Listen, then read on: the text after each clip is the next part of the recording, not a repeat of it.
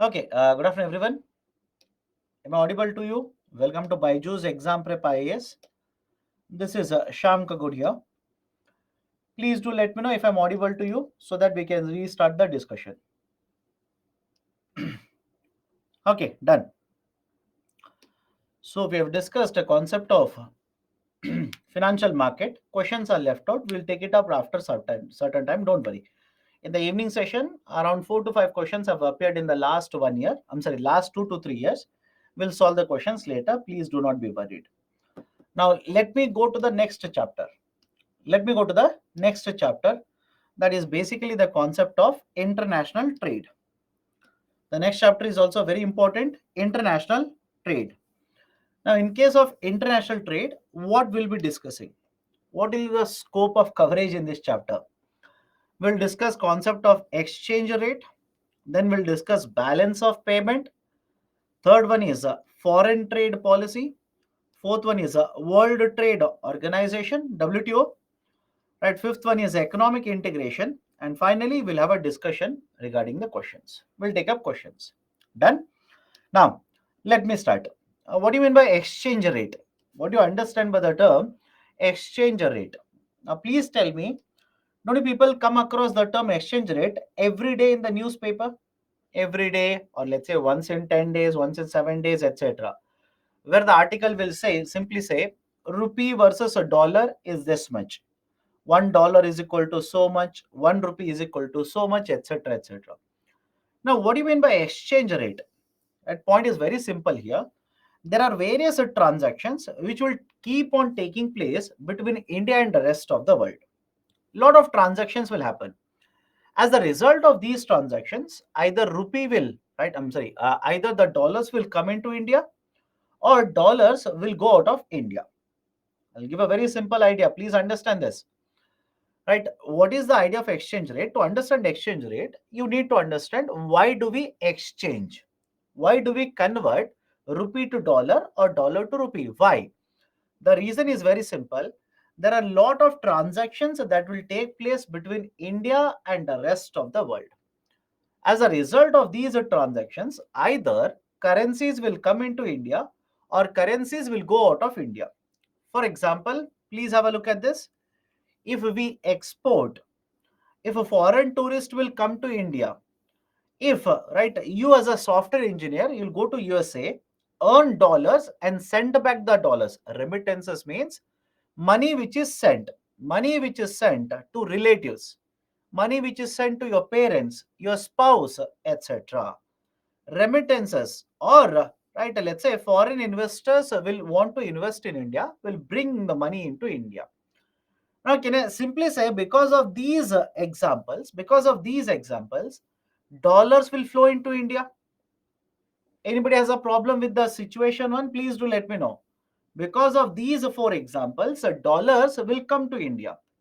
On the other hand, please have a look at the next three examples here. You will import goods and services. Indians will go to the foreign market for tourism purposes, and foreign investors will simply take the right investment out of India. Now, please tell me, because of these things, will there be outflow of dollars? Let me know. Because of these things, will there be an outflow of dollars? So, argument is simple here. Because of various transactions, either the dollars will come into India or the dollars will go out of India. Now, that is the precise reason you need to convert rupee to dollar and dollar to rupee. You need to convert your domestic currency into a foreign currency, or you'll have to convert a foreign currency into domestic currency. This is basically the process of exchange. This is basically the process of exchange. This is a point number one. Anybody has difficulty in point number one? Please do let me know. Now, before I go forward, has everyone seen a link which has been posted, right, and which is available to all of you? A link has been posted and this is available to all of you. Yes or no? Has everybody received the link right now? Couple of minutes ago, has everyone received the link? Please use the link, right? Paste it in the Google Chrome, etc., etc. Whatever, right, you are using. and you can download the articles that I've used earlier. You'll have a better clarity of those articles, better quality pictures you'll be able to get. Okay, now come back to this idea. What is the meaning of exchange? Exchange simply means you are converting your domestic currency into foreign currency and foreign currency into domestic currency. For what reason? There will be various situations where dollars will come to India. You need to convert dollars into rupees. For example, imagine you're manufacturing this bottle, you'll export it to USA. Point number one, you'll manufacture this bottle, you will export it to USA. Now, the person who has purchased it, he will give you $10. Can you use $10 in India? Let me know.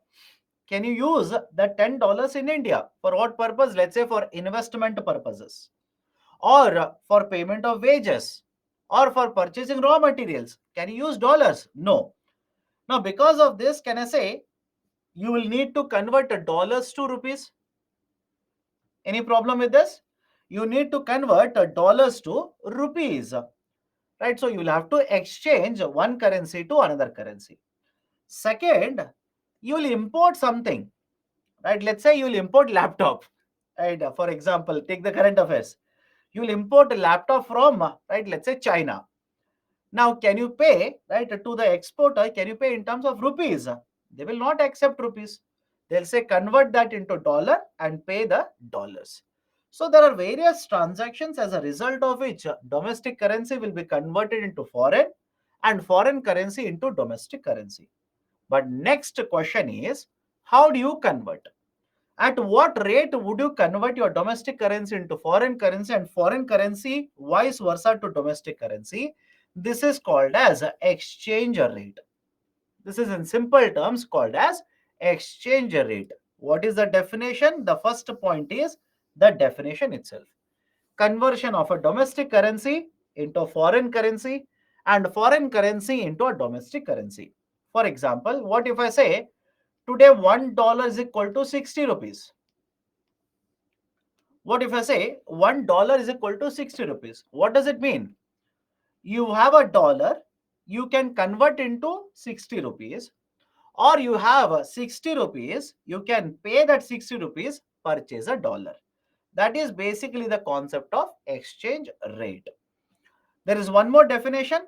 It is the minimum number of units of one's country's currency, that is a domestic country's currency, which is required to purchase 1 unit of foreign currency. If you want to purchase $1, how many rupees you will have to pay for it? That is called as exchange rate. Now, this is the definition. Come to the second point. Come to the third point. Now, the question is, how do we determine this exchange rate?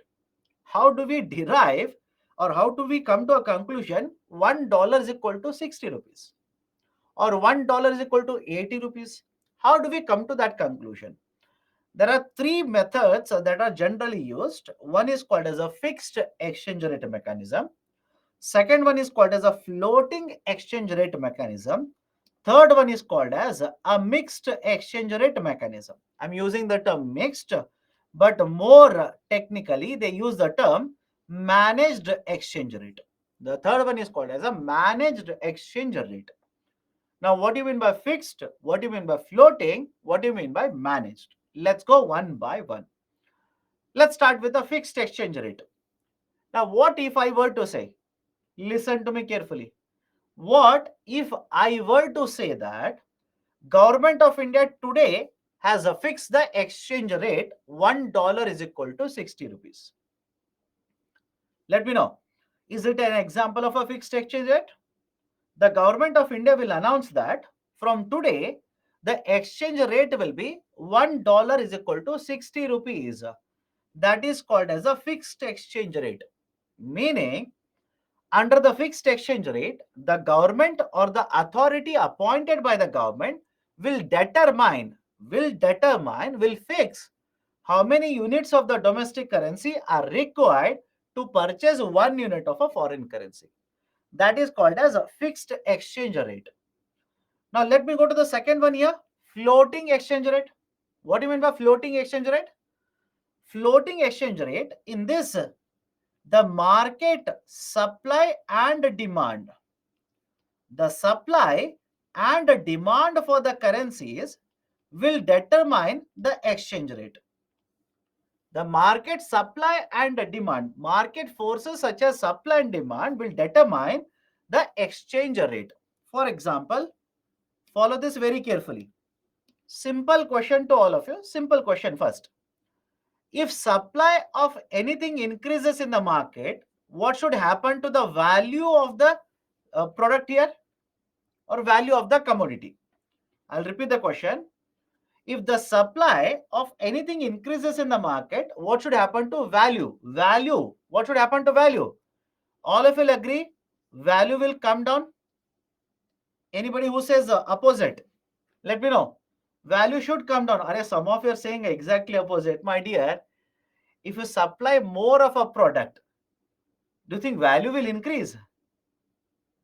Think of it. Think of it. How difficult is it? On the other side, if the demand for the product increases, demand for the commodity increases, what should happen to value? If the demand increases, all of you will agree, value should increase. Anybody has a difficulty in this? If the demand increases, value should increase. Now, let's start. What is the use of it? Let me explain it. Imagine right now exchange rate is $1 is equal to 40 rupees. I'll write this as 1. Second, $1 is equal to 50 rupees. And third, I'll write it here. Third, $1 is equal to 30 rupees. $1 is equal to 30 rupees. Now, simple question to all of you. Observe. Please observe. If I move from example 1 to example 3, if I move from example to example 3, please tell me what has happened to value of rupee. Look at it. Please look at it. If I move from example 1 to example 3, please tell me what has happened to value of rupee. Value of rupee. Has value of rupee increased or decreased? Understand the term value? Don't focus on volume. Understand the term value. Can I say value of rupee has increased if I move from example 1 to example 3? Arey Baba. Think of it. Please think of it. Some of you are actually confused here. Value, I'm talking about value. Do you understand the meaning of the term value or not? Tell me at least that. Here in example 1, for 40 rupees, you'll be able to purchase $1. In third example, same dollar, to purchase that you are paying 30 rupees. So don't you think value of rupee has increased if I move from 1 to 3? Anybody has a doubt in this? So value of rupee has increased. And what has happened to value of dollar? What has happened to value of dollar?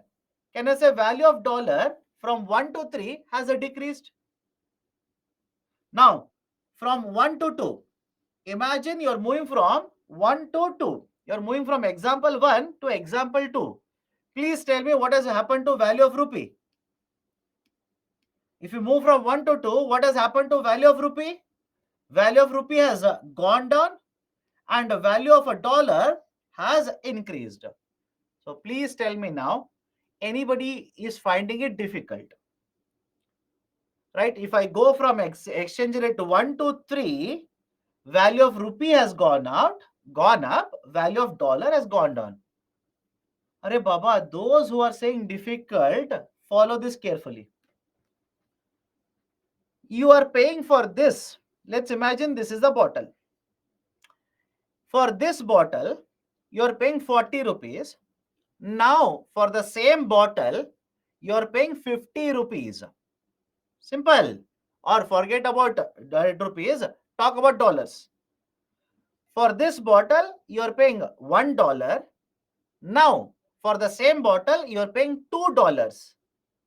Has the value of the bottle increased or not? At least now, please do let me know. Has the value of bottle increased or not? Apply the same logic. You people do not think. Trust me, you people are not thinking. That is the reason these things will happen.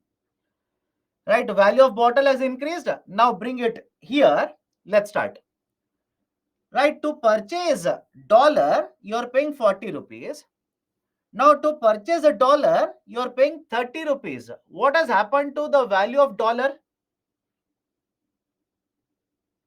What has happened to the value of dollar? To purchase the same bottle, earlier you paid 40, now you're paying 30 rupees. What has happened to value of bottle? Value of bottle has gone down. That is exactly what I've written. That is exactly what I've written. So to purchase one currency, right, from a perspective of another currency, if value of the other currency goes up, right, that is value of rupee has increased, and opposite of this, a dollar value has decreased. Anybody is finding it difficult even now? Please do let me know. Anybody is finding it difficult? It's a very simple concept, a very, very easy concept. This should not be difficult for you. Because trust me, when I throw nominal effective exchange rate, some of you will start having chakkar there itself. Although calculation is not at all relevant, not at all important, some of you will be more concerned about it. This is very easy. Right? You're comparing two currencies, value of one currency will go up, value of another currency will go down. Now, question is why? Why does it happen? Let me ask you a very simple question. Imagine suddenly the dollars will flow into India. For what purposes dollar will come? All of you know this now. Imagine dollars will flow into India. Now follow the sequence here. If the dollars suddenly flow into India, can I say dollar supply in the market will increase and demand for rupees will increase? Let me know. Very simple concept. Dollars will come into India, which means supply of a dollar will increase, and you need to convert the dollar into rupee because you cannot use the dollars in India. You need to convert dollar into rupee, which means the demand for rupees will also start increasing. Now, because of this, can I say value of the dollar will go down and value of rupee will increase? Let me know. Because of this, value of a dollar will go down, value of rupee will increase. Anybody has a problem with this? Let me know. Is anybody having a problem with this? On the other side, let's say there is a sudden outflow of dollars from India. There is outflow of dollars from India. And I hope you understand. Sir, where dollars will float, where dollars will come into India, I started from there only. Right? Don't ask me that now. We have started from the same point.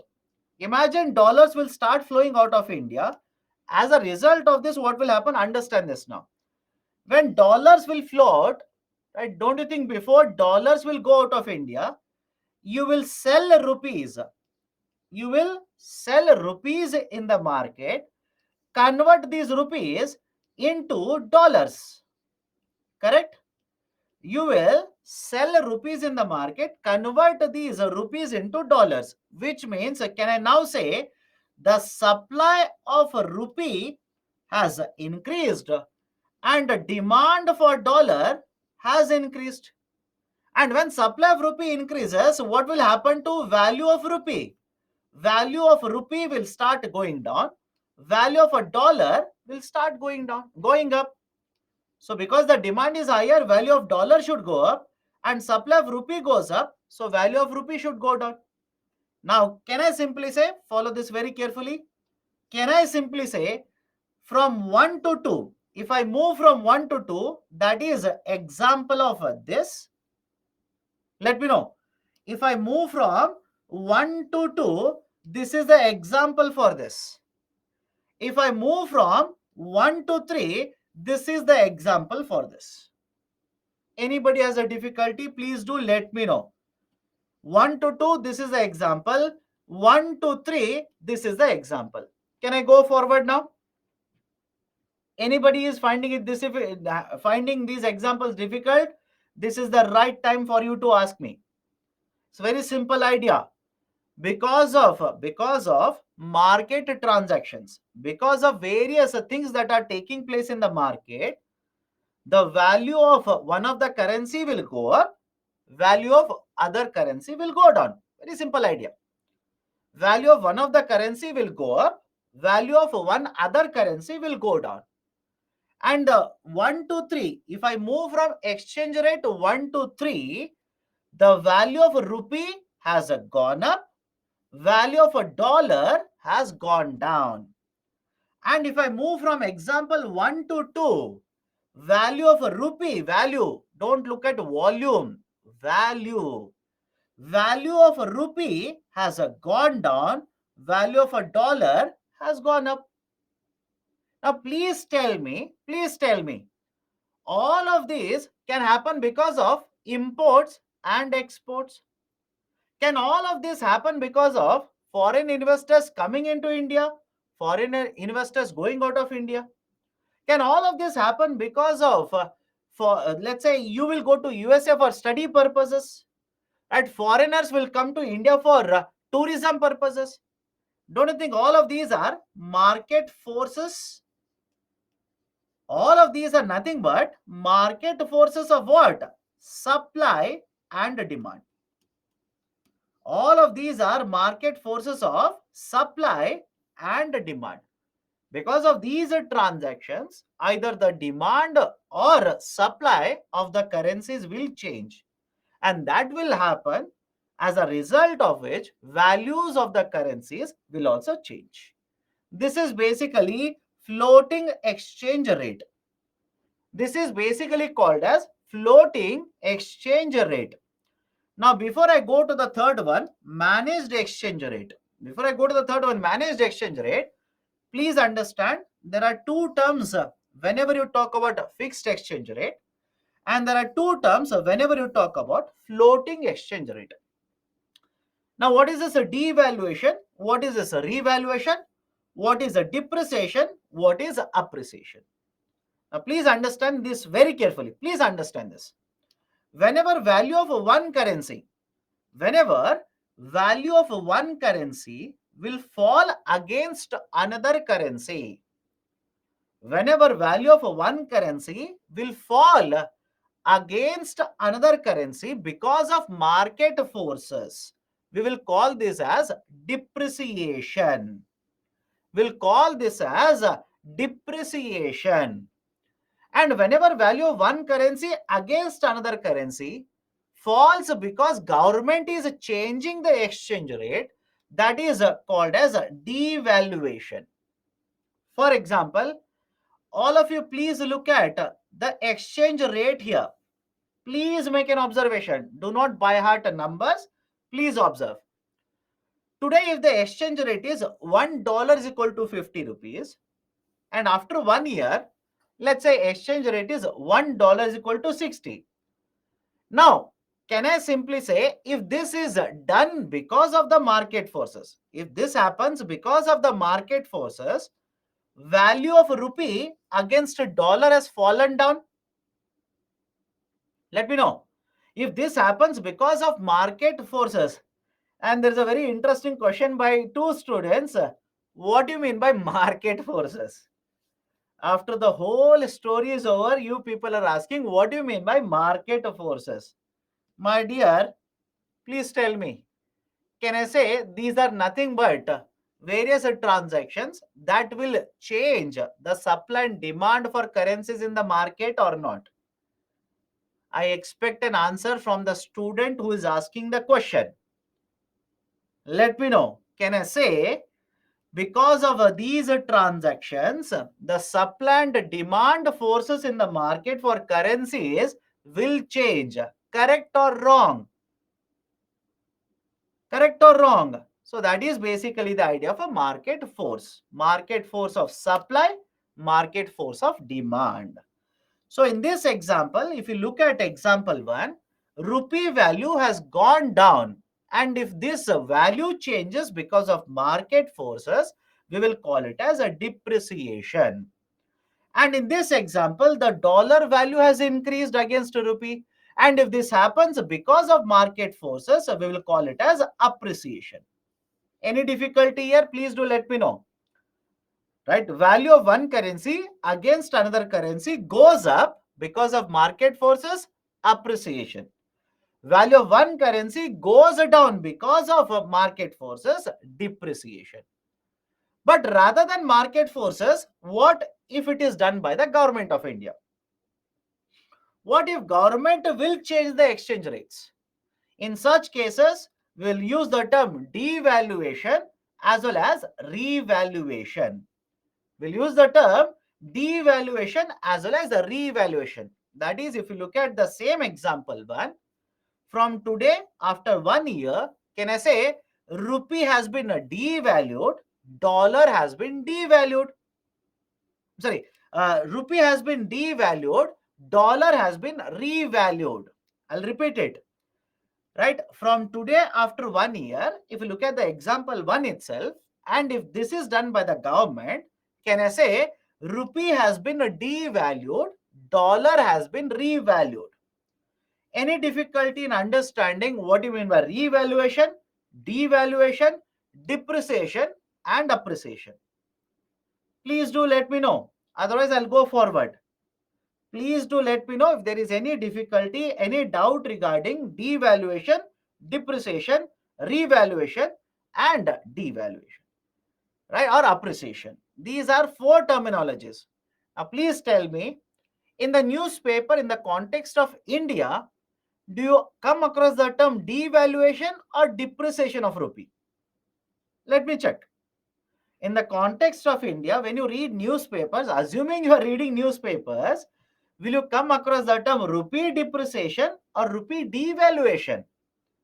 If I've read the newspaper correctly, you will come across the term depreciation. You will come across the term depreciation. We do not follow fixed exchange rate in India. We do not follow fixed exchange rate. That doesn't mean that we follow completely, right, the floating exchange rate as well. I hope you understand. And no doubt, in case of India, we come across the term depreciation and appreciation, but that doesn't mean that 100% floating exchange rate in India. No, we follow a type of a floating exchange rate, which is called as a managed exchange rate. Which is called as a managed exchange rate. Now, why do we call it as a managed? Let me give you one point behind this. Please tell me, is continuous appreciation or depreciation of rupee good for India? Think of it. I'll give you examples, but think of it. If you follow, let's say India, if you follow a floating exchange rate, do you think complete, that is 100% of floating exchange rate is good for any country? No. Let me prove it. Let me prove it. It's not good. Why? If there is a continuous appreciation, there is certain impact. If there's a continuous depreciation, there is certain impact. Let me prove it. Let's start. Here is a rupee appreciation. Here is rupee depreciation. Today it is $1 is equal to 50, and after 1 year, $1 is equal to 40. And here $1 is equal to 50. After 1 year, $1 is equal to 60. Now let's say in case of rupee appreciation, what will happen to imports? What will happen to imports? If there is a rupee appreciation, imagine you are importing this bottle. Let's start. You are importing this bottle. Today you will pay $1, which means you are paying 50 rupees. After 1 year, you will pay $1. That is right, for this bottle you will pay $1, but to purchase $1 you will pay only 40 rupees.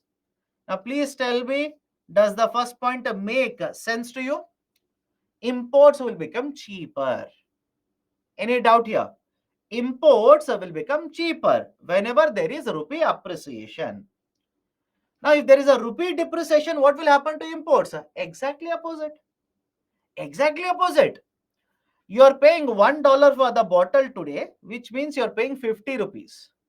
And after 1 year, one bottle, $1, you will pay 60 rupees. Can I say rupee depreciation will make imports costlier? imports will become very costlier. That is point number 2. Come to point number 3. Come to the point number 3. Exports now. What will happen to exports? Today, $1 is equal to 50 rupees. After 1 year, $1 is equal to 40. Now, let's start understand this carefully. Some of the students get stuck up, get confused in the context of exports. Let me explain it. Imagine you want to earn 50 rupees including profit by selling the bottle. Simple. You want to sell the bottle. You are an exporter now. You want to earn how much? 50 rupees. Now, please tell me, today, what will be the charge? How much money will you charge the bottle in terms of dollars? Let me know. You want to earn 50 rupees and I expect everybody to participate now. You want to earn 50 rupees and today the exchange rate is $1 is equal to 50. You want to export it in dollars. What will be the price of the bottle? How much money will you charge in terms of dollars for the bottle? All of you will agree $1. Anybody has a doubt in this? All of you will agree you will charge, you will export it at $1. But tomorrow, or let's say after 1 year, this will be the exchange rate. After 1 year, this will be the exchange rate. $1 is equal to 40. And even now, you want to earn 50 rupees only. Even now, you want to earn 50 rupees. So now, at $1 is equal to 40 rupees, will you put a price tag of $1 on the bottle? Let me know. After 1 year. After 1 year, will you put a label of $1 on the bottle? Let me know. If anybody is saying yes, please do let me know. You will not charge $1. You will charge $1.25. Correct? Let me know. Correct or not? You will not charge $1. You will charge $1.25 because you want to get 50 rupees. I hope you understand. You want to get 50 rupees even now. Right? So you will charge $1.25.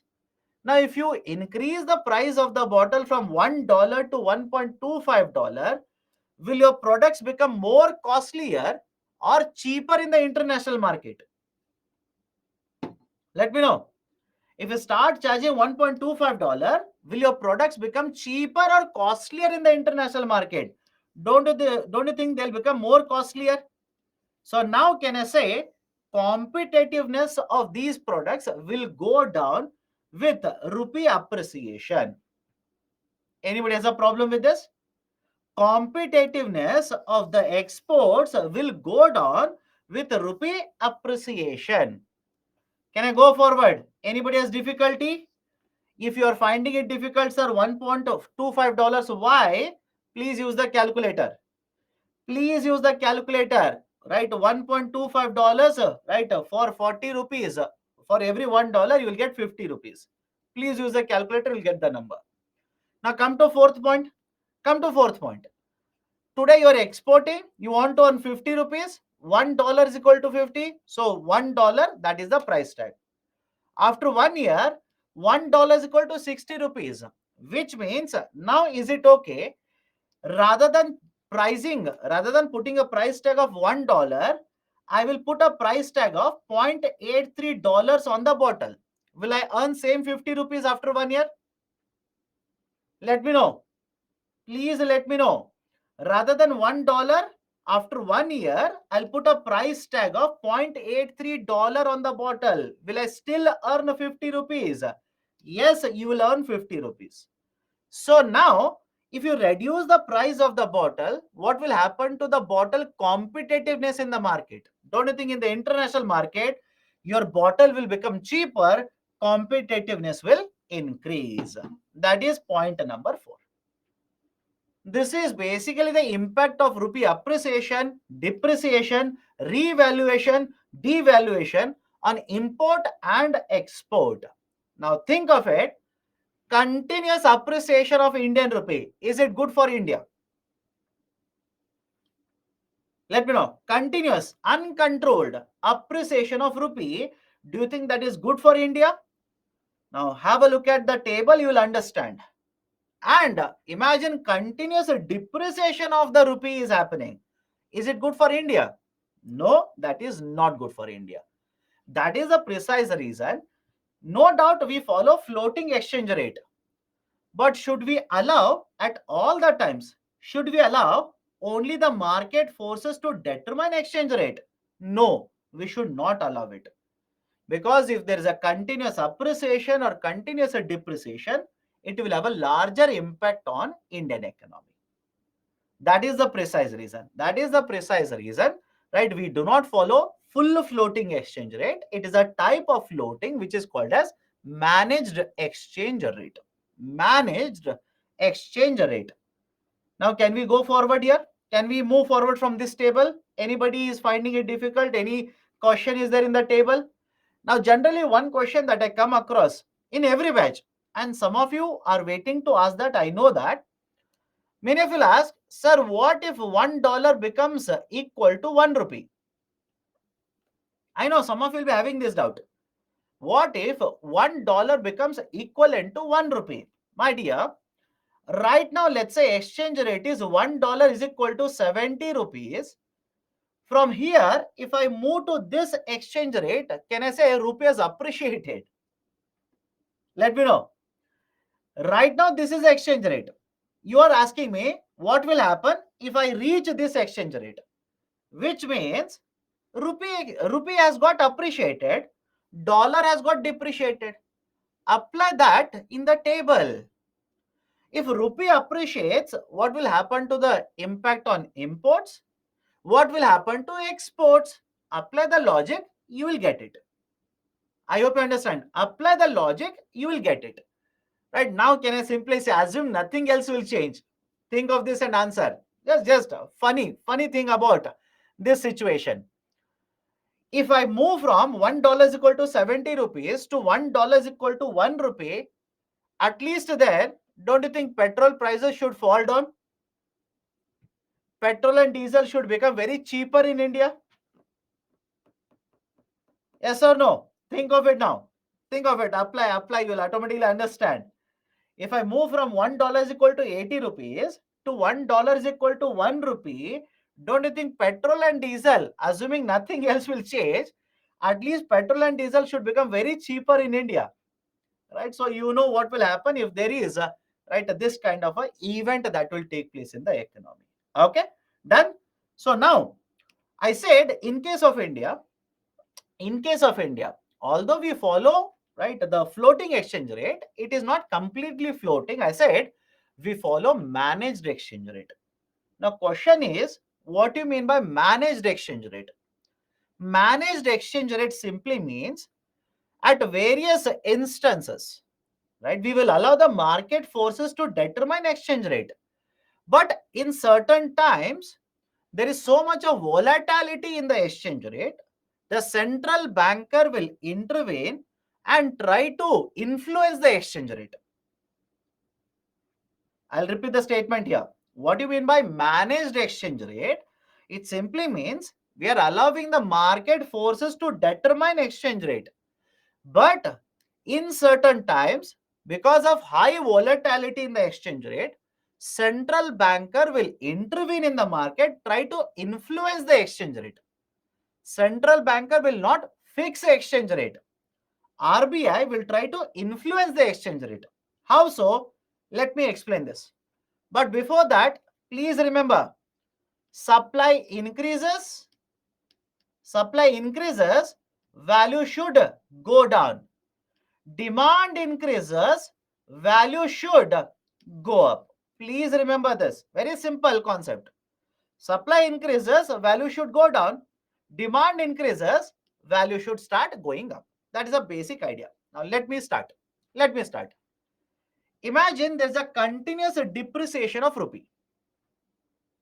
Okay, imagine continuously rupee is depreciating. Now when rupee is continuously depreciating, right, can I simply say it means rupee supply in the domestic market is very high. Rupee supply is very high and demand for dollar is very high. right? Rupee supply is very high, demand dollar is also very high, right? People, investors, etc., they are selling rupees. Selling means they are paying rupees and in return they are purchasing dollars. Now, what is the role of RBI in this? What is the role of RBI? RBI will start selling dollars. RBI will start selling dollars and RBI will purchase rupees. Simple. Please understand this. RBI, now what they will do? RBI will sell the dollars and will start purchasing rupees. Now, point number one. Can I simply say whatever RBI is doing, it is exactly opposite to what is happening in the market? Let me know. Observe and participate. Can I say whatever RBI is doing is exactly opposite to what is happening in the market? In market, supply of rupees is very high. RBI will take out rupees. In the market, demand for dollar is very high. RBI will sell dollars. Now, because of this, don't you think exchange rate will get stabilized? Let me know. Because of this, don't you think exchange rate will get stabilized? Rather than rupee continuously depreciating because there is so much of supply of rupee, RBI will start taking out rupees from the market. Take out rupees from the market. So don't you think supply will be stabilized? Hence, exchange rate will also be stabilized. Anybody has difficulty with this? Let me know. Is anybody having difficulty with this? What is the role of RBI when rupee is continuously depreciating? Come to the other side. What if continuously there is rupee appreciation? Continuously rupee is appreciating. $1 is equal to 50, $1 is equal to 48, $1 is equal to 41, $1 is equal to let's say 38 rupees. Continuous rupee appreciation. Is it good for India? No. What does it mean?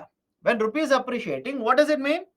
More and more dollars are being supplied and more rupees are being purchased. Demand for rupee is very high. Dollar supply is also very high. What does RBI do? Exactly opposite. Exactly opposite to what is happening in the market. Now, RBI, right? Have a look at this. RBI will basically ensure that because the dollar supply is very high, RBI will start purchasing dollars. Simple. RBI will purchase the dollars by paying rupees in the market. Right? RBI will sell rupees and purchase the dollars. Now, when a dollar, right, a supply will reduce like this because RBI is going to take out dollars and rupee supply increases, don't you think exchange rate again will get stabilized because of this? Anybody has difficulty with this? Please do let me know. Right here, dollars are being sold more. RBI will purchase more dollars. And rupee, right, demand is very high. RBI will sell rupees.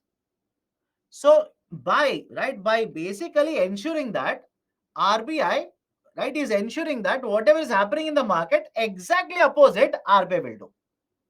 So if supply of rupee is very high, RBI will purchase more rupees. If supply of dollars is very high, RBI will purchase more of dollars. So thereby ensuring there's a stability in the exchange rate, continuous appreciation or continuous depreciation will not take place in the economy. Now please tell me, if RBI is doing it, can you say this is a 100% floating exchange rate? Think of it. If RBI is intervening in the market like this, trying to sell or purchase currencies, can you call this as a free floating exchange rate? 100% floating exchange rate? No, you cannot call it. Why? Government is intervening through RBI. When I say RBI is a part of government. I repeat, RBI is part of the government. So when RBI intervenes, right? When RBI intervenes, you cannot call it as a floating. You cannot simply say full floating. No. For majority period of the time, it is floating. But here and there, RBI will influence exchange rate. That is the reason we call it as managed exchange rate. Any difficulty here?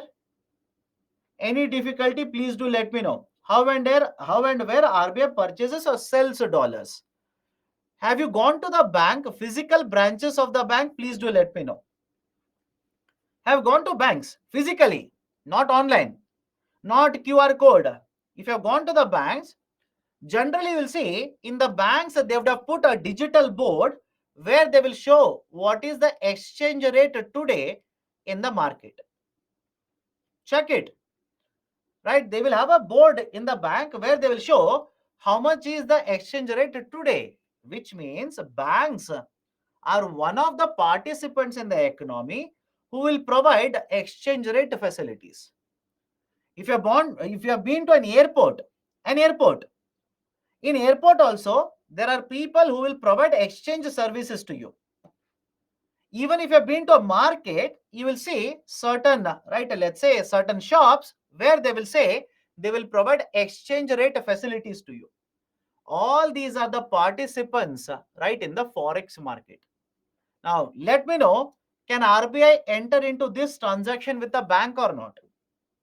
Simple. What I've explained just now, can RBI enter into this transaction with the bank or not?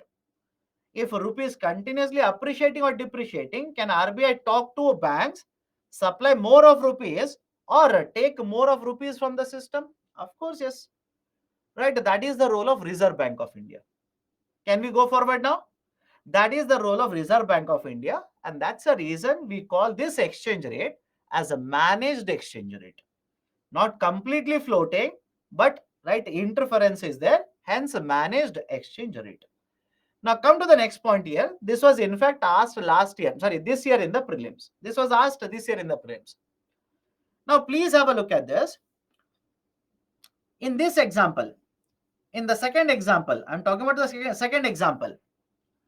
If RBI, if RBI, in order to stabilize exchange rate of rupee to dollar, in the second example, RBI is buying the dollars from the bank and RBI is giving rupees to the banking sector. Very simple.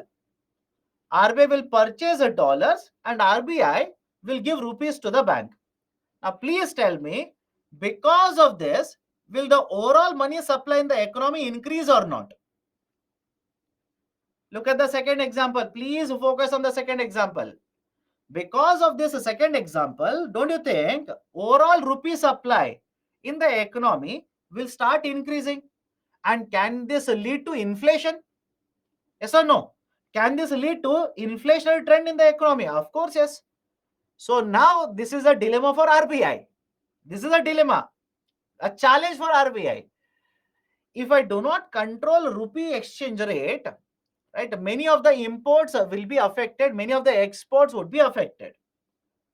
But on the other side, if I intervene in the market, rupee supply will increase. It can cause inflation in the economy. So don't you think this is a dilemma? If I intervene, inflation. If I don't intervene, rupee will continue to appreciate, have an impact on exports. So how does RBI address this issue? What does RBI do? Simple. Step one, have a look at this.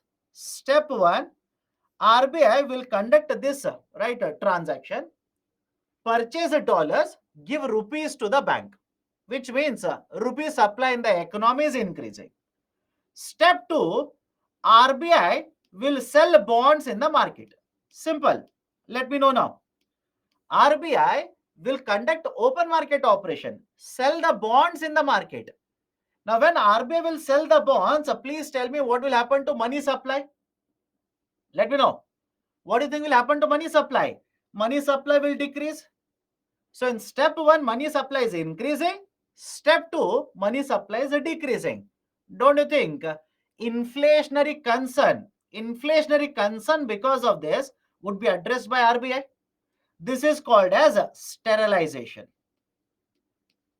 This process is called as sterilization, sterilizing the economy. Sterilizing means basically whatever was the negative impact of example 2. Right? Because of RBI, whatever was the negative impact of the example two, RBI is trying to address that negative impact by conducting open market operation. This is called as sterilization. Any problem with the term sterilization? Please do let me know. Anybody has a problem with the term sterilization? Can we go forward? Any difficulty so far? But why for certain duration? My dear, do you think every day rupee will continuously appreciate? Right? There's a student who is asking why only for some of the time RBI does it. Why not all the time? My dear, please tell me, every day do you think rupee will continuously appreciate without any control? No, that will not happen. If you don't trust me, check the newspapers. Please check the newspapers. Right? Don't you think in the last 1 week, if you have read the newspapers, $1 is around 70 rupees plus? I hope you understand. It is around 70 rupees plus. It will not suddenly appreciate from $1 to 70 to $1 is equal to 60. If that happens, RBI will intervene. But that will not happen so abruptly, so quickly it will not happen. Very slowly, the movement will take place in the economy. So sudden, right, sudden change in the exchange rate, if it is appreciating or depreciating, RBI will conduct these kind of activities. Definition of sterilization, I'll repeat it again. Sterilization is conducted by Reserve Bank of India to address a negative impact of its interference in the forex market. I'll repeat it again. Sterilization is basically the measure that is taken by Reserve Bank of India to address the negative impact of its interference in the forex market. Okay, can we go forward? What does RBI do with all of this money? My dear, do you remember one of the functions of RBI was to maintain forex reserves? Please tell me, correct or not? Please do let me know. Most of you have stopped participation in the classroom. Evening session, so you'll stop. So RBI, one of the functions of RBI was what? To maintain, it's a custodian of forex reserves. So don't you think because RBI is having a lot of these forex reserves, it can easily intervene and manage exchange rate? Yes or no? It can easily intervene and manage exchange rates in the market. And point number two, think of this very carefully. Just think of it. Can RBI earn a certain part of their profits because of such activities? Let me see how you people think. Can RBI earn part of their profits because of such activities? This I'm talking, not about bank rate, not about repo rate, etc. Please think. Can I say, because this statement is correct by the way, I'll prove it, but you please think first. Can I say part of the surplus that RBI generates is because of these kind of activities? Let me prove it. Imagine your RBI governor. Today you will intervene in the market. You will purchase $1 by paying 50 rupees. Very simple. Understand this. Today you will intervene in the market, purchase $1 by paying 50 rupees. After 1 year, you will again intervene in the market, but after 1 year, you will sell $1 and in return you will get 60 rupees. Please tell me, is it profit for RBI or not? Think of it. This can be asked in UPSC. This can be asked in UPSC prelims. Some of you are saying no. Why not? Please tell me why not. Right? It is basically meaning you will purchase a product at a lower price. You will sell the product at higher price. Please think of it. You will purchase something at lower price. You will sell it at higher price. Is it not a profit for you? Let me know. Those who have doubt, please do let me know. What I'm saying is, imagine today you'll purchase $1 because of these kind of activities. Imagine today you'll purchase $1, but you will pay 50 rupees for it. But after 1 year, you will sell this $1 because you want to stabilize exchange rate. But after 1 year, you will get 60 rupees for it, which means you have made a profit. This is one of the reason. Please remember this. This is one of the reason why RBI surplus this year. Sorry, last year, not this year. Last year. This is one of the reason why RBI surplus last year has actually expanded. Can I go forward now? Let me know. These are very intricate concepts. So you should be very careful. UPSC can ask you this. UPSC, trust me, they can ask you this. Right? Which of the following are right going to lead to higher profits, higher surplus for RBI? They can ask you these kind of questions. So please be very careful. RBI can also earn profit or surplus because of its interference in the forex market. Okay, can we go forward now? Right now, any problem? We have covered all the concepts. If there is any issue regarding whatever we have discussed so far, please do let me know. Whatever concepts, what is exchange rate, why there is a requirement of exchange rate, what transactions will lead to inflow of dollars into India, what transactions will lead to outflow of dollars from India, what is a floating exchange rate, what is a fixed exchange rate, what is a managed exchange rate, what is sterilization, if there's a continuous right rupee value appreciation, what will happen, rupee value depreciation, what will happen, what is the role of RBI in the forex market. These are the points which we have covered in the last 1 hour. If there are any concerns regarding any points, please do let me know. Is it called as dirty float? Yes. Managed exchange rate. Managed exchange rate. IMF calls it as a dirty float. Okay. IMF calls the managed exchange rate as a dirty float. Rupee depreciation can lead to create the increase in the forex reserves. So this statement is correct. Not always. Not always. It all depends on the overall. Right? Overall, what is happening? Because please understand, rupee depreciation will lead to more value of exports. Your competitiveness of exports will increase. But please understand, can it happen? Please think of it. Whether this makes sense or not, please think of it. Rupee depreciation will always increase forex reserves. Not necessary. Why? If rupee is depreciating, no doubt your export competitiveness will increase, which means you'll be able to export more, right? And the dollar inflow will start increasing. Correct? The dollar inflow will start increasing. But on the other side, what if you are a net importer? For example, India. Think of it. Right? What if you are a net importer? Net importer simply means value of imports is greater than value of exports. Don't you think this is perfectly applicable to India? Let me know. Right? In case of India, if you're not reading newspapers, please remember this. India is a net importer. That is, we import more value compared to value of export. Now, if rupee depreciates, please tell me what will happen to import value. Tell me now. If rupee depreciates, what do you think will happen to import value? Don't you think imports will become very costlier? Yes or no? Right? Your imports will become very, very costlier. And as a result of this, what if you're a net importer, you cannot do away with the imports, you'll have to pay more dollars to rest of the world. So now tell me, don't you think there could be a situation because of which the dollars which will come into India because of rupee depreciation, more than that, dollars might end up flowing out of India? Yes or no? Please let me know. Whether this makes sense to you or not, please do let me know. Because of rupee depreciation, more dollars will come into India because your exports are becoming competitive.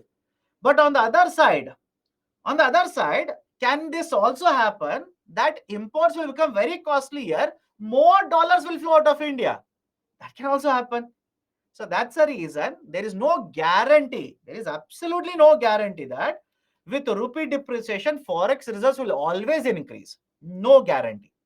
And moreover, I'm talking about only imports and exports. Think of it and do let me know now. Are these the only transaction which will lead to inflow and outflow of dollars from India?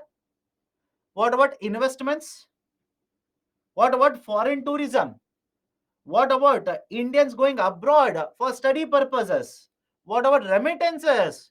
Don't you think there are so many factors that will have an influence over, right, the forex reserve? That is the reason. That's the reason. Okay. Now come to the next point here. What are the factors that will influence exchange rate? Very important. This is also very important. What are the factors that will influence exchange rate? Point number one, interest rates. Very, very interesting. We'll connect it to current affairs. Follow the discussion now.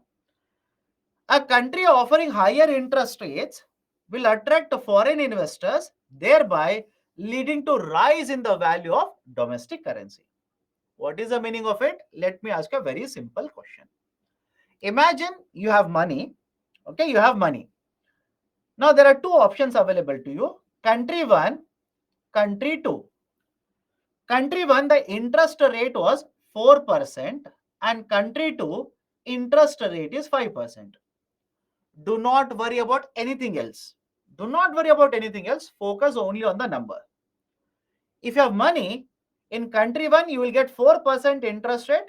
Country 2, you will get 5%. Please tell me, where will you invest? Where will you invest? All of you will agree, sir, I will invest in second country because interest rate is higher. Now, some of you are saying first one. Why, my dear? Why do you want to invest in a country where you will have lesser rate of interest?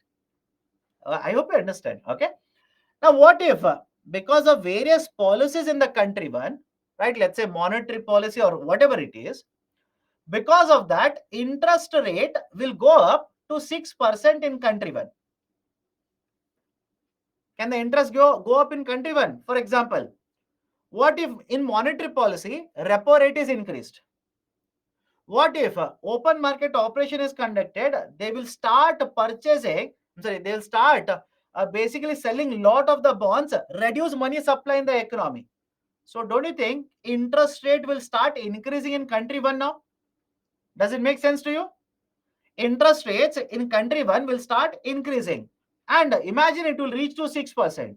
Now please tell me, don't you think many of the investors will take their money from country 2 and will enter into country 1?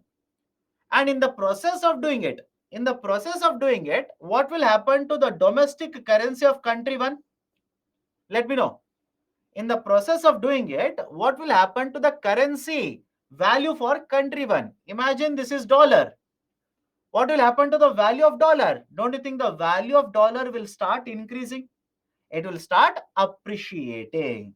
Now, please tell me, will the changes in the interest rate have an impact on exchange rate? Let me know. Will the changes in the exchange rate, will it have an impact on the exchange rate? Answer is yes. Now, let me connect it to current affairs. There is something called as Fed tapering. Very, very famous now. Very often cited in newspapers, including Hindu, by the way. Including Hindu, there is a term called as Fed tapering. Now, what do you mean by Fed tapering? Follow the discussion carefully. Point number one, imagine there is a slowdown or recession in US economy. Imagine, okay, there is a slowdown or recession in the US economy. Don't you think if there is a slowdown or recession, the central bank in USA has to increase money supply in the economy? Correct or not? If there's a slowdown or recession in the US economy, what is the role of the central banker? By the way, central banker in USA is called as Federal Reserve. Is it okay? The central banker, we have RBI in India. In USA, it is called as Federal Reserve. So understand the logic behind it. I said, imagine there's a slowdown or recession. In that situation, the money supply in the economy has to be increased. Interest rates have to be reduced. Any difficulty in point number one? Please do let me know right now. Any difficulty in point number one? Interest rate has to be reduced. Money supply has to be increased. So what does Federal Reserve do? Federal Reserve will reduce interest rate and start purchasing lot of government securities, as a result of which money supply will increase. And when interest rates are low, money supply is very high, Don't you think more companies will take loans? More people will take loans and start consuming, producing, etc. And as a result of all of this, it will help in a recovery of the economy. That is point number two. This policy will help in a recovery of the economy. Now, please understand this point carefully.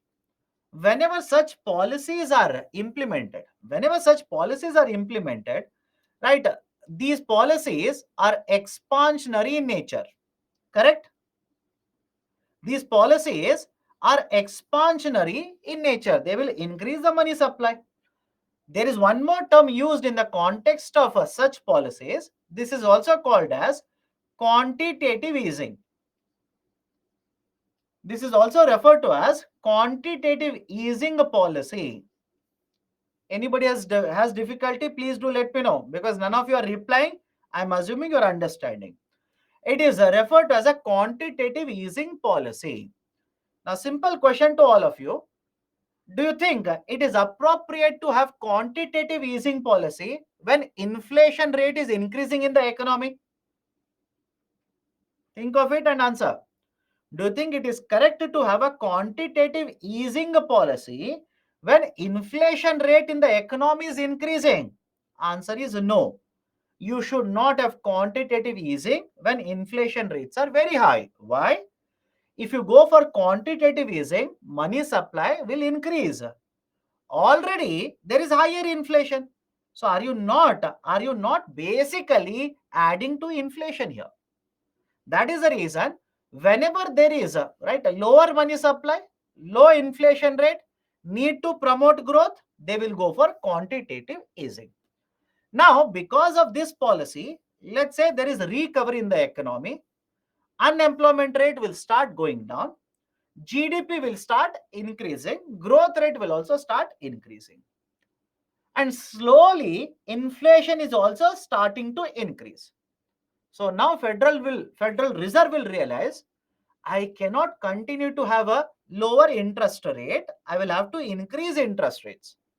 I will have to reduce money supply. I will have to increase interest rates. So what Federal Reserve will do? In order to control the inflation, Federal Reserve will start conducting Fed tapering. Right? The Federal Reserve will use one more tool, exactly opposite to quantitative easing. This is called as Fed tapering. And in Fed tapering, what does Federal Reserve do? It will start increasing the interest rate.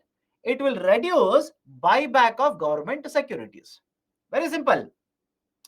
It will start increasing the interest rate, and government securities which were purchased earlier by Federal Reserve, they will reduce the quantity of it. Now, because of both of them, can I now say interest rate in the economy will increase, money supply will decrease?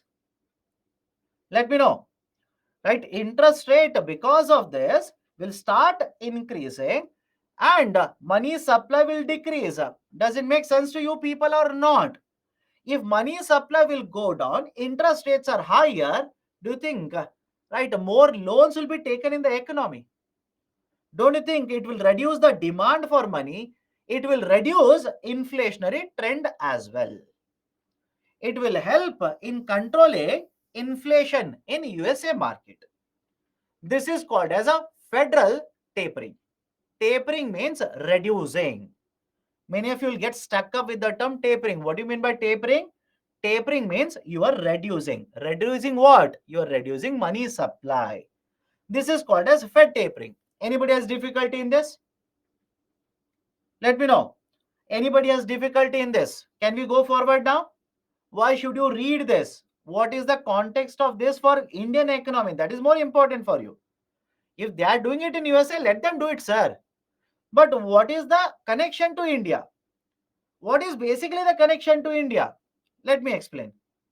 How Fed tapering contributes to inflation? Did I say Fed tapering contributes to inflation? Where did I say that, my dear? Where? Where did I say Fed tapering will contribute to inflation? My argument is Fed tapering will help in controlling inflation. Right? Listen carefully. Please listen. Don't interpret something else. Otherwise, do me a favor. Play this video. You will get the video recording. Play the video recording. Point to me the time period where I said Fed tapering will help in promoting inflation. I've never said that. I said Fed tapering means reduce money supply, increase interest rate, reduce money supply. When you reduce money supply, interest rates would be higher, less loans will be taken, demand will go down. Demand will go down, and that will help in controlling inflation. And now the question is how Fed tapering will help in controlling inflation. Arey Baba, do you remember that inflation chapter? Many weeks ago, we discussed inflation chapter. Do you remember that? When RBI wants to control inflation, what does RBI do? Right? This is a difficulty. This is a difficulty of making you understand why you keep on forgetting things. If inflation is very high in India, RBI wants to control inflation. What does RBI do? RBI, will it increase interest rate or not? Same thing is done by Federal Reserve. Happy now? Simple. Same thing Federal Reserve is doing. Why? To control inflation. Right? So again, please understand what USA banker does to control inflation is similar to what RBI does. Right? How difficult is that? So now the question is, what is the impact of that on India? What is the connection to India? Now please tell me, after Fed tapering or because of Fed tapering, what is happening to interest rates in USA? Connect the dots. Please connect the dots. With the Fed tapering, what is happening to interest rates in USA? Please answer. Interest rates in USA will increase. Some of you are saying decreased. How? How? What are you looking at? Right? Interest rates in USA will increase. Now come back to point number one here. If interest rates in USA will start increasing, don't you think investors from India, foreign investors from India, will look at the higher interest rates or increasing interest rates in USA? They'll be attracted to invest in USA market. Correct? Right? Investors, foreign investors who had invested in India, they will look at USA, interest rates are increasing. Don't you think that will become attractive for them? Now, they will take their investment from India, will go to USA. Because of Fed tapering, investments will start moving from India to USA. Now, please tell me, if a dollar will flow out of India to USA, what will happen to rupee value in India? What do you think will happen to rupee value in India? Can I say rupee will start depreciating? Yes or no? Rupee will start depreciating, which means rupee supply is very high, demand for dollar is also very high. Now, if this continuously happens, don't you think RBI at one or the other point of time will start intervening in the market? Let me know. Don't you think if this happens continuously, RBI will start intervening in the market? What does RBI do? Rupee supply is very high, demand for dollar is very high.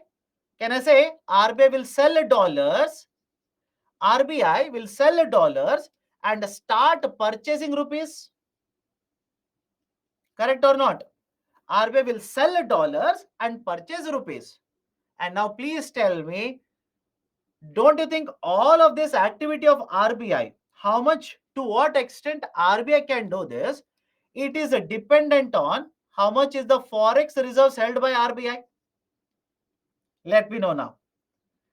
This is the final point, right? Related to the discussion here, to what extent RBI can control this kind of an exchange rate, this kind of a damage caused to Indian rupee by federal tapering, don't you think to the extent that RBI will intervene, it is dependent on how much is the forex reserves held by RBI?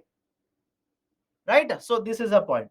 Please make observations. This is my suggestion to you. Please make observations. Why? Whenever there is a concern of Fed tapering, You don't trust me? Check it later in Google. Whenever there's a concern related to Fed tapering in India, RBI governor will keep on repeating this point. What is the point? RBI governor will say, do not worry, we have sufficient forex reserves to control decreased value of rupee. I'll repeat the statement. RBI governor will keep on assuring the market, will keep on giving confidence to the market by saying that, please do not worry. Even if the Fed tapering happens, we have sufficient forex reserves to counteract the impact, to control the impact on the rupee. Done? Is there any problem with the point number 1? Can I go to point number 2 now? Let me know. RBI keeps on doing this. Very often RBI does this. Right? There is no time period. There is no calendar for this. Please understand. Some of you are asking, sir, any date on which RBI does this? Absolutely no calendar for this. Right? What might happen is sometimes Federal Reserve, they will not increase interest rate. Then is there any impact of Fed tapering on India? No. Sometimes Federal Reserve will start increasing the interest rate. Then is there impact on Fed tapering on Indian economy? It might be very negligible. Sometimes the impact could be very, very high. So there is no calendar for this. Whenever the impact will be felt, RBI will intervene. That's it. That is the point you need to remember. Let me go to the second point. If incomes in India will start increasing, don't you think we'll start demanding more and more goods and services, including imported goods and services? Simple. If incomes will start increasing, all of us will start purchasing more and more goods and services, including imported goods and services. Now, if imports will start increasing, will it have an impact on exchange rate? Yes, it will have an impact on exchange rate. That's the point number 2. Point number 3, inflation. Inflation, right? How inflation will affect exchange rate? Very simple sequence here. Understand this. Imagine the product price, right? This product price will go up in India because of inflation. Simple argument. The price of this bottle goes up in India because of inflation. Tell me what will happen to export competitiveness? Question number 1. What will happen to export competitiveness? Don't you think its export competitiveness will go down? Please participate. We'll take the lunch break at around 5:30. Sorry, tea break, not lunch break. Tea break, my mistake. Tea break at around 5:30. So another 20-25 minutes, please participate. So let me repeat it. Imagine there is inflation in India. Please tell me what will happen to price of the bottle. Don't you think price of the bottle will go up? And if the price of the bottle goes up, what will happen to its export competitiveness? Export competitiveness will go down. So rather than exporting, don't you think there could be a situation where imports will come into India? Let me know. Rather than exporting, don't you think imports will start flowing? If this is very difficult, let me give you the same idea in a different way. Same idea. Price of this bottle, let's say is, let's say 10 rupee. And imagine you have 100 rupee. Price of this product is 10 rupee. Imagine you have 100 rupee. Now, inflation in India will increase to such an extent that from 10 rupee, this will become 20 rupees now. From 10 rupee, imagine it will become 20 rupee. Now, the bottle price in India, manufactured in India, is 20, which means purchasing power of domestic currency. I repeat, purchasing power of this domestic currency for this bottle will be very, very low. But compared to this bottle which is produced in India, what if a bottle is imported at 15 rupees? What if the bottle is imported, right, in 15 rupees? Don't you think the demand for the imports, because the domestic currency will have a higher purchasing power for imports, demand for the imports will start increasing compared to domestically manufactured goods? Does it make sense to you? Let me know. Right, so automatically what will happen? Exports would be affected, imports might start increasing. Right, that is the impact of inflation on exchange rate. And if imports, exports will change automatically, right, the exchange rate will also keep on changing. Higher debt of the government. Higher debt of the government. Now, let me ask you a very simple question. I hope you have revised a chapter on inflation. If government borrows more money, can I say debt of the government will be higher? Point number one. If government borrows more money, can I say debt of the government would be higher? Point number one. And point number two, if government borrows more money and spends more money in the economy, what will happen to inflation? Think of it. And if you don't remember, please go back to inflation chapter and remember the discussion that we have taken earlier. What will happen to inflation? Inflation will also start increasing. So debt is higher, inflation is higher. Will inflation have an impact on exchange rate? Of course, yes. So can I say government debt will also have an impact on exchange rate? Let me know. Right? Government borrows a high amount of money, debt is higher. If debt is higher, right, inflation is also higher. So can I now say basically higher debt means a higher inflation also having an impact on exchange rate. That is a point number 4. A country with a higher debt is less attractive to the investors as higher debt is generally accompanied with a higher inflation rate. And higher inflation rate is never good for a country. It will always have an impact on exchange rate. Okay, next important point, current account deficit. I meant to discuss this. Just give me some time. Just give me some time. After the break, we will have a discussion regarding current account. And when you discuss current account, automatically you will say, yes, sir, current account deficit will definitely have an impact on exchange rate. This I'll discuss. Please give me some time. Point number 6, imports and exports will also influence exchange rate. Point number 7, speculation. Speculation will also have an impact on exchange rate. Sir, what do you mean by speculation? Let me give one example to you. Let me give one example to you.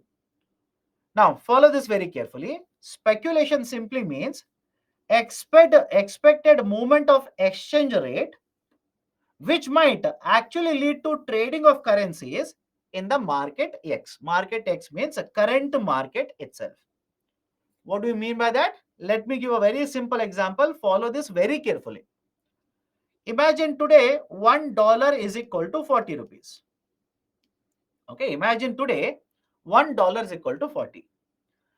Now, after 1 month, you have taken a loan of $1. You are supposed to repay $1 after 1 month. Now, let's say hypothetically, there is, right, let's say there is one news which says that Russia, Ukraine, right, have gone to the next level of fighting. Right, there is a nuclear attack imminent, or right, the war has been involved, or war has taken many more countries with itself. More countries apart from Russia and Ukraine are going to be involved now. If this is the news article that you read, please tell me, what do you think will happen to rupee value against a dollar in the next 1 month? Think of it. If this is the article that you come across, Russia, Ukraine, more countries will get involved. Right. Now, this is the article that you read. What do you think should happen to rupee value against a dollar? Should value of rupee, or let me use the technical terms. Do you think rupee will appreciate in the next 1 month, or do you think rupee will depreciate in the next 1 month? Don't you think because of this, your mind will say in the next month, the rupee will start depreciating? Correct or not? Let me know. Anybody has a problem with this? Because of this, in the next 1 month, don't you think rupee will start depreciating? My dear, if you're having a doubt, some of you are answering exactly opposite. What would happen? What would happen is, If Russia and Ukraine, more countries are involved, global trade would be disrupted. Global trade would be disrupted. There is so much of uncertainty. There could be a third world war. Do you think foreign investors will invest in India in terms of rupees? No, they will take out the rupees, convert that into dollar, go to USA. Do you think your exports will start increasing? No, right? USA might fall into recession. European Union might further fall into recession, etc. On the other side, what will happen to your imports? Imports will start becoming very costly. Yes or no? Does it make sense to you now? As a result of all of this, what do you think will happen to rupee? Rupee will start depreciating. Now, please tell me, you know for a fact, after 1 month, you will have to pay back $1. Will you wait for 1 month to convert your rupee to dollar, or today itself you will convert your rupee to dollar? Think of it. You know for a fact that after 1 month you will have to pay $1. No doubt you will have to repay it. So on one side there is a speculation. Speculation means expectation. Because of these events, there is an expectation that in the next 1 month the rupee might depreciate. So would you want to wait and then change your rupee to dollar, or today itself you'll run to the market, change your rupee to dollar? Don't you think making it today itself, right, will provide you more relief? Yes or no? Converting that rupee to dollar today itself, right, you're basically protecting yourself because of certain events which might lead to more depreciation of rupee. Now, can I call this a speculation?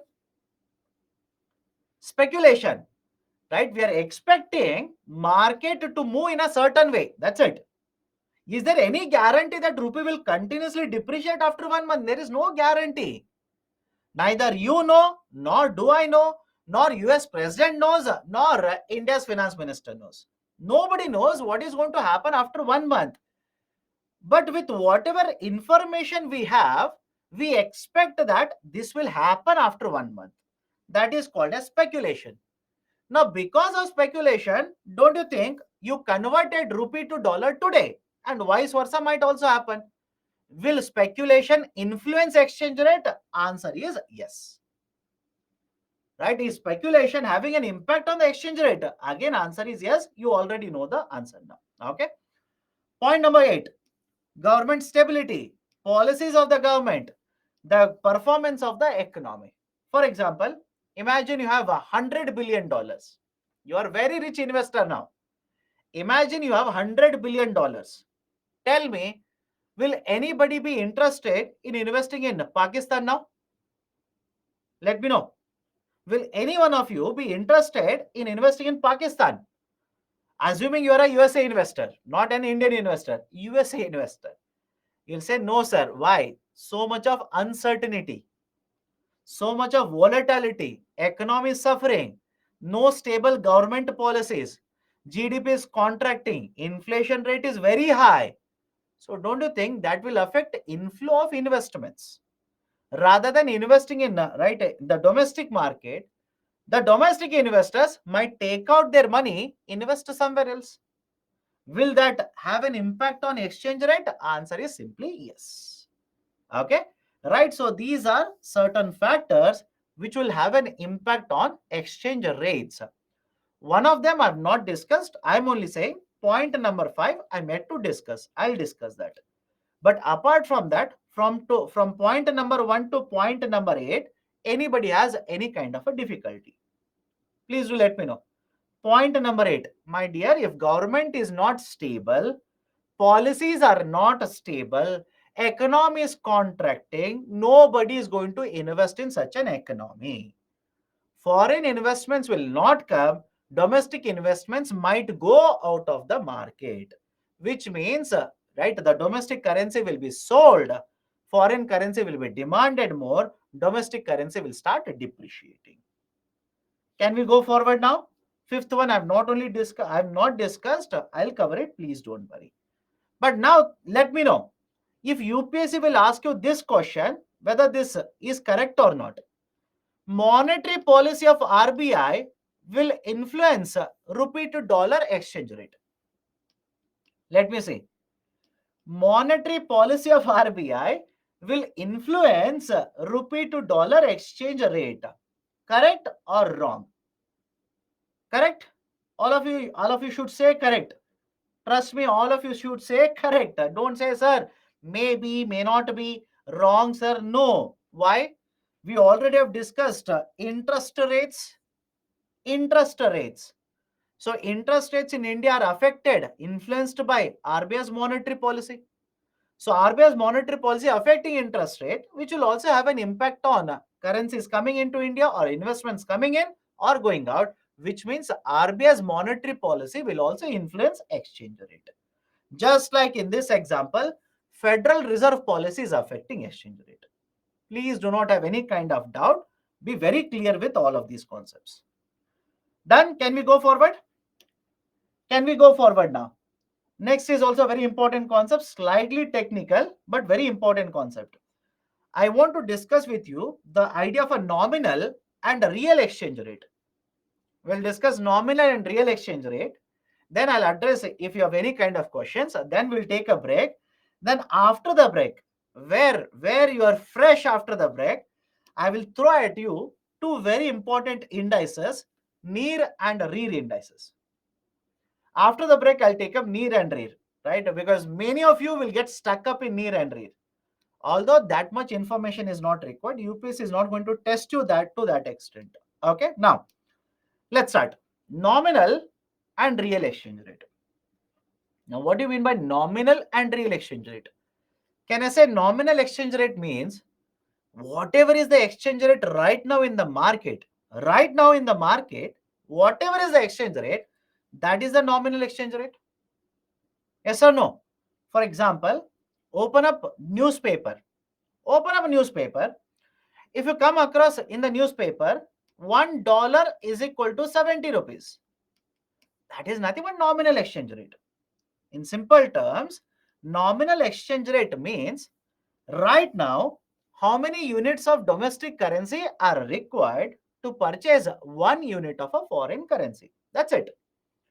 Right now in the market, how many units of domestic currency are required to purchase 1 unit of a foreign currency? That is called as a nominal exchange rate. Come to the next point. Understand these concepts very carefully. Next point is called as a real exchange rate. Now, what do you mean by real exchange rate? Real exchange rate basically compares, I repeat, it is a comparison of how many goods in the domestic market are equal to foreign goods. I'll repeat the statement here. Understand these concepts very carefully. In nominal exchange rate, we make a comparison between currencies. That's it. Rupee versus a dollar. Rupee versus a pound. Rupee versus a euro. One currency against another currency. But in case of real exchange rate, please understand this. Can I say price levels will vary from one country to another country? Yes or no? Please do let me know. Price levels will change, will vary from one country to another country. Now, right, let me give you one example.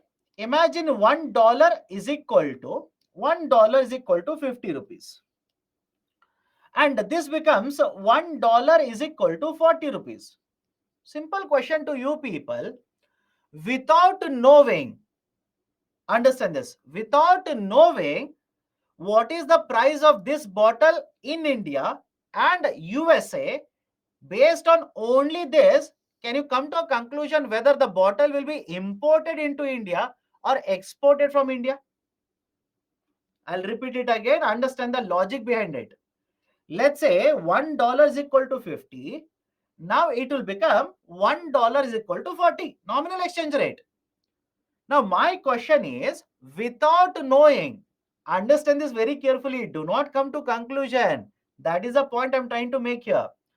Without knowing what is the price of this bottle in India and what is the price of this bottle in USA, only on this can you come to a conclusion whether we are exporting or importing because of this exchange rate. Anybody here who can conclusively say, sir, guaranteed we will export? Based on this, can you conclusively say, sir, guaranteed we will import? No, you cannot say that, my dear. That is the point I'm trying to make here. Only with this exchange rate, nominal exchange rate, you cannot come to conclusion. Why? Let me give you one example. Right, $1 is equal to 50, $1 is equal to 40 rupees. What if I were to say the cost of this bottle in India is, right, let's say 100 rupees. Cost of the bottle is 100 rupee in India. And cost of this bottle in USA, another company is manufacturing, etc. They are selling in USA. The cost of the bottle becomes, right, $1 is equal to, $1 in USA. So a company which is selling in USA is selling it at $1. You are, right, you want to export it at 100 rupee. Now please tell me, if you move from, right, the second exchange rate to first exchange rate, please go back to earlier discussion. If you move from second exchange rate to first exchange rate, don't you think your exports will become competitive? Point number one. I'll repeat it. If you move from second exchange rate to first exchange rate, what should happen to your exports? Exports will become competitive. Correct.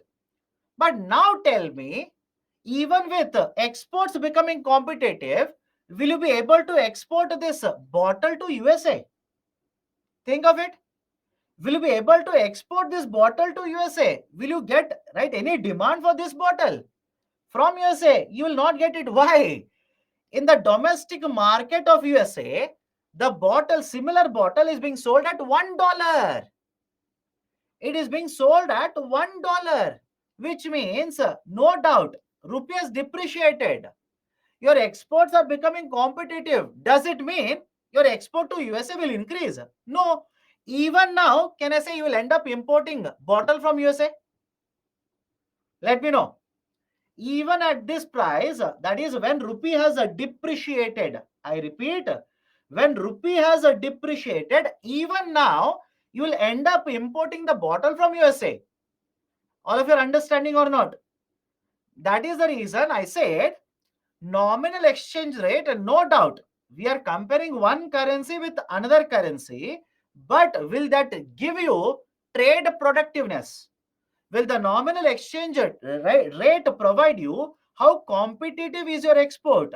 How is your export in terms of, or how is the value of your product in terms of USA product? All that information nominal exchange rate will not give you.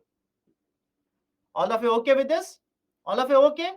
And that is the reason there is one more exchange rate which is called as real exchange rate. There is one more exchange rate which is called as a real exchange rate. What is the real exchange rate? The price levels will start changing from one country to another country. And in case of real exchange rate, we do not just compare currencies, we'll also compare what are the price level for these commodities across the barrier, across the countries. For example, look at this carefully. Understand this concept carefully now. I am saying right now, let's say nominal exchange rate, right? Nominal exchange rate is $1 is equal to 50 rupees. Right now, nominal exchange rate is $1 is equal to 50. Let's say hypothetically, let's say you are a manufacturer of the bottle in USA. Understand this carefully. Let's say hypothetically, you're manufacturing this bottle in USA. And in USA, per bottle, right, it is $1. For every one bottle, it is $1 in USA. And in case of India, for one bottle, right, it is, right, let's say 100 rupees. It is 100 rupees. Now, can I use this data and say real exchange rate is equal to 2 bottles in USA, 2 bottles in USA is equal to 1 bottle in India? Let me know. I'm using a nominal exchange rate. I'm using, right, the price values of the commodity. What is the prices of commodities in different countries? And using this, can I write a real exchange rate? That is, 2 bottles in USA is equal to 1 bottle in India. All of you are okay with this? Anybody has a problem, please do let me know. Anybody is facing an issue, please do let me know. You are in USA now. You are in USA. That is, a 2 bottles in USA is equal to 1 bottle in India. Okay, now have a look at this. It is the rate at which domestic goods can be exchanged in, right, in terms of foreign goods. That is, a 2 goods in USA can be exchanged with 1 good, right, from India. That is basically the concept of real exchange rate. Now please tell me, don't you think real exchange rate will provide you information about competitiveness of your exports compared to nominal exchange rate? Compared to nominal exchange rate, don't you think it is the real exchange rate which will provide information about how competitive is your export in the international market? The rupee value might depreciate. That doesn't necessarily mean we will start exporting more. I hope you understand. Rupee value will depreciate. That does not always mean, right, we will always increase exports. No, sometimes it can happen opposite also. Done? Can I go forward here? Can I go forward? Your competitiveness will increase. Your exports may not increase. Your competitiveness will increase in the international market. Now, what is the importance of this real exchange rate? Please understand this. Real exchange rate measures the rate at which domestic goods can be exchanged with foreign goods. We have already arrived at that decision. Now, let's say real exchange rate will increase. Think of it. Let's say real exchange rate will start increasing. Increasing means what? From 2 bottles in USA equal to 1 bottle in India. What if it becomes 3 bottles in USA is equal to 1 bottle in India? Let me know now. Right? What if real exchange rate increases? That is, 2 bottles in USA is equal to 1 bottle in India. Now it becomes 3 bottles in USA is equal to 1 bottle in India. Please tell me, will it have an impact on the trade or not? Correct? Will it have an impact on trade or not? Of course, yes. So whenever real exchange rate changes, it will have a huge impact on the trade between countries. It will have a huge impact of a trade between the countries. So one is a nominal exchange rate. Second one is real exchange rate. Next set of indices is nominal effective exchange rate, and the other one is real effective exchange rate. These are slightly complicated. I'll take up NEER, REER after the break. We'll take it up after the break, right? So have a break. After the break, we'll take up both NEER as well as REER. But before that, please look at the formula for real exchange rate. Price levels in the domestic market divided by price levels in the foreign market and nominal exchange rate. This is the formula for real exchange rate. Okay, this is a basic discussion regarding nominal exchange rate as well as a real exchange rate. Right, concept is important. You should be very, very clear regarding the concepts. Okay, be very clear regarding the concept. Okay, after that there is a NEER, REER. We'll take up. Right, we'll take it up after the break. Don't worry, we'll take it up after the break. But before that, if you have any kind of questions, please do let me know, right, so that we can go forward.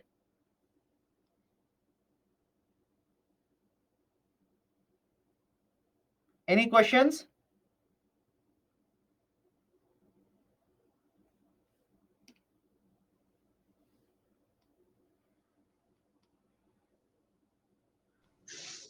Hello? Good afternoon, sir. Yeah, good evening. Vivek, tell me. Good evening, sir. Yes, Ah, sir. So you said about that continuous increase in the exchange price with ah, respect to dollar and rupee.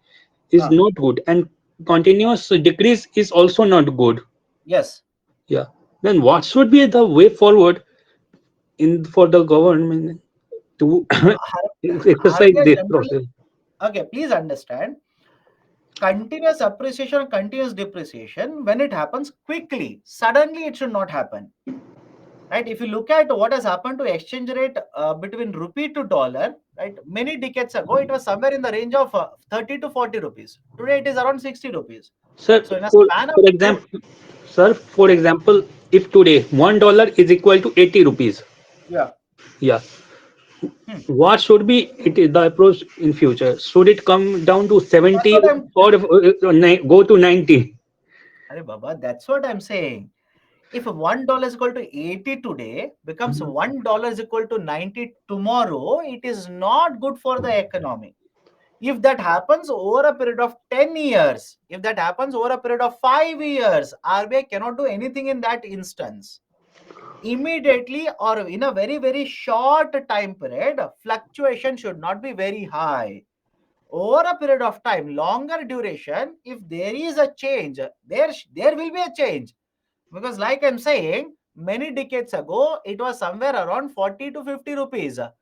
Today you're talking about $1 is equal to 80. So now, do you think RBI should intervene and pull it back to $1 is equal to 50? No, they can't do that.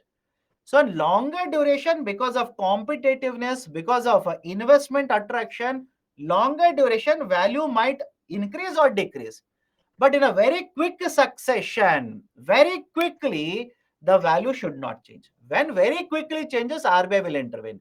That's the reason I'm saying we do not have a target number. If your question is, sir, should we target $1 is equal to 80 rupees? There is no target. If you decide $1 is equal to 80, then it is a fixed exchange rate. I hope you Okay, sir. understand my point. You're Yes, sir. basically saying fixed exchange rate. No target. So because of market forces, either rupee depreciates or rupee appreciates, not very quickly, but steadily, that is acceptable. Okay? Okay, sir. In in other words, sir, both are wrong. Appreciation and depreciation of rupee. Okay, when you say appreciation, depreciation, I'll say quick. Quick appreciation or quick depreciation is not acceptable. Okay. Okay? And Huh. sir, you said about investment in Pakistan. Huh. That in that example, sir, that is also a point to look upon, because lots of black money can be shuffled. In what context? You gave the example of American investor Huh. investing in Pakistan, so that could also be considered. For what? Exchange rate. Yes, sir. They will not be interested in investing in any of these unstable countries. Do not get focused on Pakistan. Take, for example, Sri Lanka, Okay. right? Would you be Then- interested in investing in Sri Lanka? Unstable economy. No, there is no stable government. There's no stability in the policies. So, foreign investors are not interested whenever there's no stability. Oh, okay, sir. Okay. Thank you, Yeah. sir. Done. Sir, who will fix exchange rate of all currency globally? Nobody fixes. I hope you understand. Nobody will fix. If there is someone who will fix, then this is called a fixed exchange rate, right? We do not follow fixed exchange rate. Kalyani, please receive the call. Whenever a country taking a loan from IMF, why IMF is asking? One second. I'll come back to you. Wherever a country is taking loan from IMF, why IMF is asking that country to devalue its currency? Niranjan, I'll address the issue of IMF while they will impose conditions when I take up IMF. They will impose certain conditions. Why you'll understand? Don't worry. Okay.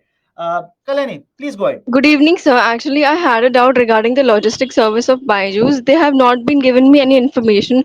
I just wanted to know whether they can provide me books or I have to buy it by myself.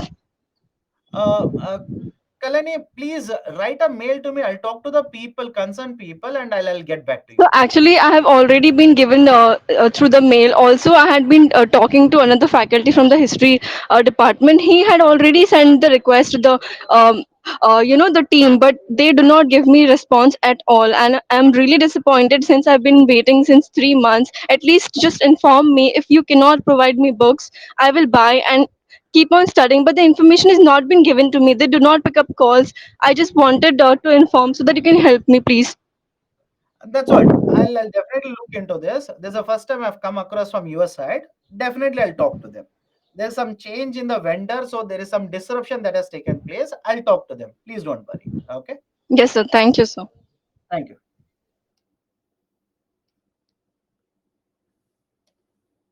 Anybody else has a doubt? Has a question? Fourth point, one more time. Parashuram, please tell me which point. I'm unable to get that now because you have simply written fourth point. I don't know which slide. Shanwas, good evening. Good Please tell evening, me. sir. Sir, now we are facing high inflation and impact of Fed tapering Huh? simultaneously. Yeah. And so, sir, it will be the chance that UPSC will ask the question with respect to this. To any government step has been taken to counter this? What? Fed Rupee tapering depreciation. and inflation simultaneously. I did not get the Sir, point. Please we tell are me again. facing inflation and Fed tapering simultaneously now. And Huh? if what is the step has been taken by government to counter this? Hey, Baba. Do you remember ECP has been doubled from 750 million to 1.5 billion? Yes, sir. Earlier, I've discussed this. ECB has been doubled from 750 to 1.5 billion. What is the impact of it? We will have more forex reserves, Okay. Yes, sir. correct? And what is the use of the forex reserves? Forex reserves will be used to control the impact of Fed tapering. So, and just before you have said that we are importing country and our import Huh? is more, and Hmm. if we increase our forex reserve, but in a long term it will Hmm. affect negatively on our economy. Then, How forex reserves in long term will have negative impact on Indian so for economy? example, we are now importing more. Okay, Huh? and if it means our dollar outflow is high, money supply is more Hmm. means rupee depreciation. Rupee is Hmm. more depreciate, it means in a long Hmm. term our economy will volatile na? And You're thinking only about import and export, my dear. But don't you think inflow of a dollar or outflow of a dollar is not just a function of import and export? Don't you think there are so many other factors which will have an influence on import and export? For example, what about foreign investments coming into India? What about foreign investments? That is the next concept we will be discussing. You're talking about only one factor. For example, please have a look at the table now.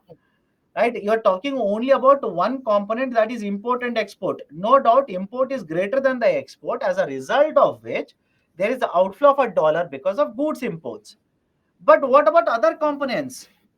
Right? Don't you think there would be a certain logical reason as to why India's forex reserves are increasing despite being a net importing country? yes, Yes or sir. no? Right? There could be a certain logical reason why forex reserves have increased despite India being a net Yes, sir. importer. Right? Which is these factors. We'll discuss about it in the Okay. next session when I take a And balance sir, of. another question with respect to liquidity of corporate bond. So now Huh. it is a correct time to increase corporate bond for investment and employment. And other Hmm. side, sir, does masala bond comes under corporate bond or it is separated from corporate bond? If it is not separated, then It's a type of a corporate bond. sir, Type of a corporate bond, but it is issued outside India, not within India. sir, outside, sir, my question is, if masala bond comes under corporate bond, it means our Huh. foreign investor invest will Hmm. less na.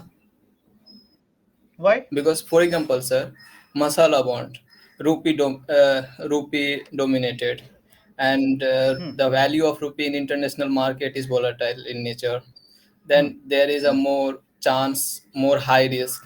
Then obviously if I am Hmm. of American investor, then why I will invest in India via masala bond? So we have to separate masala bond from corporate bond na, to increase our investment via corporate No, bond. no, masala bonds are also type of corporate bonds which are issued by Indian companies outside India.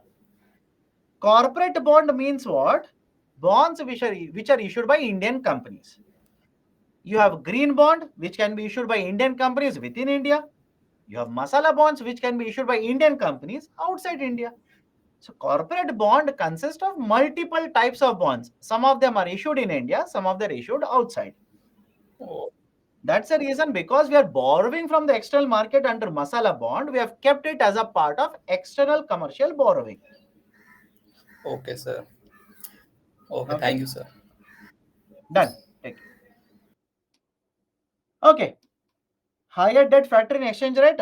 Higher debt means, right, your inflation rate would be higher, right? How? Please go back to inflation chapter. Please have a look at it. It's nothing new. We have discussed all of it. Higher debt means inflation would be higher. And if a country has a higher inflation, automatically it will have an impact on imports, exports, which means affecting exchange rate. Done? Okay, so let's take a break now. Let's take a break. We'll meet after half an hour. We'll meet at 6:15. We'll meet at 6:15. Okay, take a break. We'll meet at 6:15. Okay.